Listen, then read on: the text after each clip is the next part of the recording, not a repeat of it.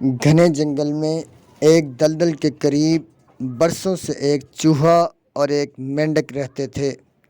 بات چیت کے دوران ایک دن مینڈک نے چوہے سے کہا، اس دلدل میں میرا خاندان صدیوں سے آباد ہے اور اسی لیے یہ دلدل جو مجھے باپ دادا سے ملی ہے یہ میری میراث ہے۔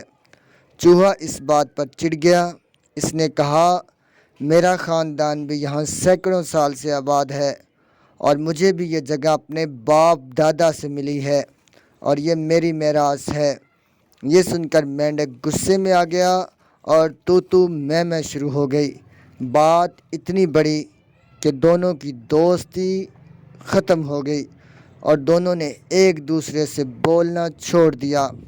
ایک دن چوہا وہاں سے گزرا تو مینڈک نے اس پر آواز کسی جو چوہے کو بہت بری لگی۔ اس کے بعد چوہے نے بھی یہ کیا کہ وہ کہیں چھپ کر بیٹھ گیا اور جب مینڈک گزرا تو اس پر حملہ کر دیا۔ مینڈک نے چوہے سے کہا، اگر مرد کے بچے ہو تو سامنے آ کر میرے ساتھ مقابلہ کرو۔ چوہے نے یہ بات قبول کر لی اور دوسرے دن صبح مقابلے کے وقت پہنچ گئے۔ مقررہ وقت پر ایک دوسرے طرف سے چوہا نکلا اور دوسری طرف سے مینڈک۔